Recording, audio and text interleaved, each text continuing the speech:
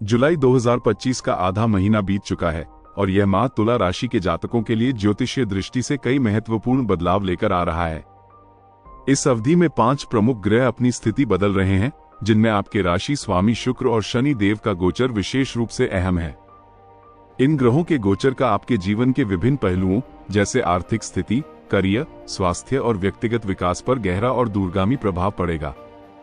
ये समय आपको अपनी आंतरिक शक्तियों को पहचानने और उनका समुचित उपयोग करने के लिए प्रेरित करेगा। शुक्र का गोचर धन, शोध और आत्मज्ञान। आपके राशि के स्वामी शुक्र इस पूरे महीने के अधिकांश समय अष्टम भाव में विराजमान रहेंगे।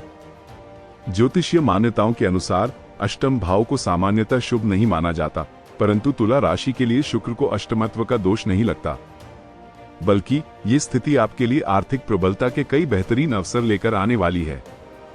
इस दौरान आपको अपने स्वास्थ्य के प्रति विशेष रूप से सचेत रहना होगा। आप किसी भी कार्य के प्रति अत्यधिक समर्पित होंगे और आपकी रुचि शोध, रिसर्च तथा गुप्त विद्याओं ऑक्ल की ओर बढ़ सकती है। इसके साथ ही आपका ध्यान आध्यात्मिकता और ईश्वर भक्ति की ओर भी जाएगा, जहां से आपको विशेष कृपा की प्राप्ति होगी। चूंकि शुक्र धन का भी कारक है और अष्टम भाव गुप्त स्थानों का प्रतीक है, इसलिए इस माह आपको अप्रत्याशित धन लाभ होने की प्रबल संभावना है। यह वो धन हो सकता है जो आपका कहीं फंसा हुआ था और जिसके मिलने की उम्मीद आपने छोड़ दी थी, या कोई ऐसा अप्रत्याशित लाभ जो आपको आश्चर्यचकित कर देगा। 26 जुलाई को शुक्र अष्टम भाव को छोड़कर नवम भाव में प्रवेश करेंगे। त्रिकोण के स्वामी का त्रिकोण भाव में आना एक अत्यंत अनुकूल समय को इंगित करता है, जहां आपके भाग्य की पराकाष्ठा आपको प्राप्त होगी। शनि का गोचर, वक्री चाल और अथक प्रयास का तिगुना फल। 13 जुलाई से शनि देव वक्री उल्टी चाल अवस्था में आ जाएंगे और यह स्थिति 28 नवंबर तक बनी रहेगी। आपको याद होगा कि 29 मार्च को शनि देव कुंभ राशि को छोड़कर मीन राशि पर प्रवेश किए थे और उनका गोचर आपके छठे भाव पर हुआ था। ज्योतिष में छठे भाव में शनि का गोचर सबसे उत्तम माना जाता है, क्योंकि यह भाव मेहनत का प्रतिनिधित्व करता है और शनि स्वयं कर्म और परिश्रम के ग्रह हैं। इस हिसाब से आपकी मेहनत में कोई कमी नहीं आएगी। आप जितना अधिक परिश्रम करेंगे, शनि आपको उतना ही बेहतर परिणाम देंगे। जैसे ही 13 तारीख से शनि वक्री होंगे, उनका प्रभाव आगे नहीं बल्कि एक घर पीछे भी चला जाएगा। ये समय संतान की वृद्धि या संतान संबंधी किसी विशेष कार्य के लिए अत्यधिक अनुकूल माना जाएगा।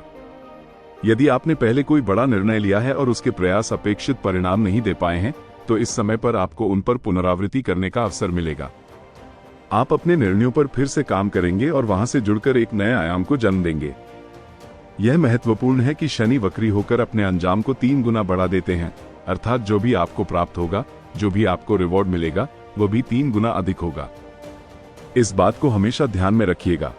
सूर्य का गोचर, करियर में चमक, मान सम्मान और बुधादित्य राजयोग।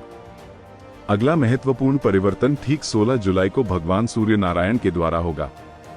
16 तारीख तक सूर्य आपके नवम भाव पर उपस्थित रहेंगे। भाग्य स्थान पर सूर्य होने से उच्च शिक्षा के माध्यम से, उच्चाधिकारियों के द्वारा, सरकार से या आपके पिताजी के माध्यम से कोई भाग्य की वृद्धि या लाभ की प्राप्ति हो सकती है। जैसे ही 16 तारीख की शाम का समय आता है, सूर्य एक घर आगे अपना गोचर परिवर्तन कर लेते हैं और दशम भाव पर पहुंच जाएंगे। दशम भाव पर सूर्य का होना एक ऐसा समय रहेगा जहां आप सरकार से जुड़े अपने कार्यों को आगे बढ़ा सकते हैं। यदि कोई सरकारी नौकरी की तैयारी भी कर रहा है, तो 16 तारीख से ही उनके लिए एक अनुकूल समय रहेगा, जो अगले 1 महीने तक अर्थात 16 अगस्त तक प्रभावी रहेगा। जब सूर्य दशम भाव पर जाएंगे, तो उनका प्रभाव बुध के संग में बन जाएगा, जिससे एक अत्यंत शुभ योग, जिसे हम बुधादित्य नाम का राजयोग कहते हैं, निकलकर सामने आएगा। ये राजयोग पूरे महीने रहने वाला है, क्योंकि बुध दशम भाव पर पहले से ही है और अब सूर्य भी उनके साथ आ गए हैं। इस राजयोग के प्रभाव से आपके करियर में कहीं भी कोई कमी नहीं रहेगी।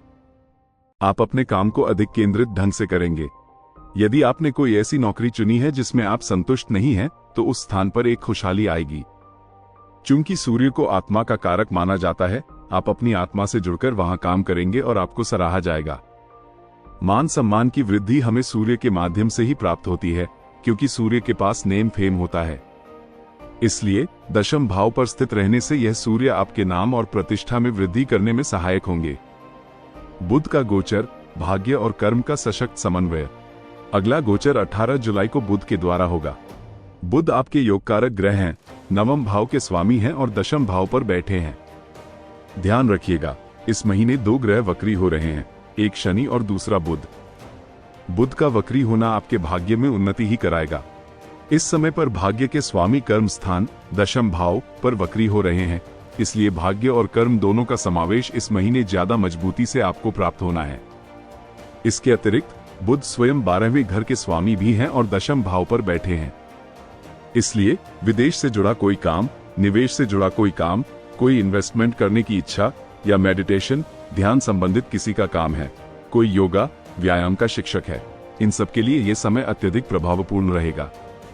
हाँ, बुध और सूर्य का दशम भाव पर होना शिक्षा विभाग में कार्यरत लोगों के लिए भी एक अनुकूल समय रहेगा, क्योंकि बुध दशम भाव में आपके करियर के भाव पर उपस्थित रहेंगे। मंगल का गोचर, इच्छा पूर्ति, संपत्ति और खर्च पर नियंत्रण। मंगल अभी पूरे इस महीने की 28 तारीख तक आपके लाभ के घर एकादश भाव में है। मंगल को हम सेनापति कहते हैं, वही सेनापति आपको दशम भाव को छोड़कर एकादश भाव पर मिला है। 11वां घर हमारे लाभ का है और वहां सेनापति मौजूद हैं, अर्थात आप अपने लाभ के लिए, अपनी इच्छाओं की पूर्ति के लिए एक सेनापति की भांति वहां काम करते हैं और उस लाभ को निकाल कर ला पाते हैं। परंतु एक संयोग ये भी है कि मंगल केतु का यहाँ पर अंगारक योग भी बना है, जिस योग से आपको ठीक 28 तारीख को मुक्ति मिलेगी। 28 तारीख को मंगल कन्या राशि छठे भाव में प्रवेश कर जाएंगे और इनका प्रभाव 13 सितंबर तक रहेगा। इस हिसाब से भी यदि देखा जाए तो चूंकि ये द्वितीय भाव के स्वामी भी हैं और द्वितीय भाव के स्वामी जब 12वें घर पर जाएंगे, इस समय पर कोई बड़े इन्वेस्टमेंट का अवसर आ सकता है। कोई प्रॉपर्टी संबंधित कोई कार्य बन सकता है। यदि आप कोई जमीन खरीदना या बेचना चाहते हैं तो इसके लिए सही खरीदार आपको प्राप्त हो पाते हैं। मंगल की ऊर्जा आपको 12वें घर पर मिलेगी। मंगल का 12वें घर पर होना कहीं से भी नकारात्मक स्थिति को जन्म नहीं देगा। हाँ, उस समय पर कुछ खर्च की अधिकता हो सकती है, क्योंकि आपके धन के स्वामी खर्च भाव पर जाएंगे। इससे पहले कि वहां कोई धन की खर्च की अधिकता बढ़े, आप कोई दान करना प्रारंभ कर दीजिएगा, क्योंकि 12वां घर ही दान का है। 1 रुपया या कुछ पैसे आप कहीं पर दान पर लगा देते हैं, इसका मतलब यह हो गया कि जो अनायास खर्चे होने हैं उन खर्चों से आपको मुक्ति मिलती है और यही गोचर एक अच्छी संरचना निकालकर हमारे जीवन को आत्मसात करा पाता है। इस महीने के लिए विशेष उपाय। इस महीने शुक्र की स्थिति अष्टम भाव पर रहेगी, इसलिए माता लक्ष्मी की आराधना करना आपके लिए अत्यंत शुभ रहेगा। आप कनकधारा स्तोत्र का पाठ कर सकते हैं या फिर श्री सूक्त का पाठ करना भी एक अच्छा उपाय रहेगा। माता लक्ष्मी जी की प्रसन्नता के लिए आपको खासकर शुक्रवार के दिन घी का दीपक जलाना चाहिए और वहां इत्र, परफ्यूम जरूर लगाइएगा। दोस्तों, मैं आप सभी का तहे दिल से शुक्रिया अदा करता हूं कि आपने हमारे YouTube चैनल धर्मलोक को इतना प्यार और समर्थन दिया। मुझे बहुत खुशी है कि आपको यह वीडियो पसंद आई। अगर आपको यह वीडियो ज्ञानवर्धक लगी तो कृपया इसे लाइक करें और चैनल को सब्सक्राइब करना न भूलें, ताकि आगे भी आपको ऐसे ही रोचक और ज्ञानवर्धक वीडियो मिलते रहें। आपके समर्थन के बिना यह संभव नहीं होता। जय श्री राम। आपका दिन शुभ हो।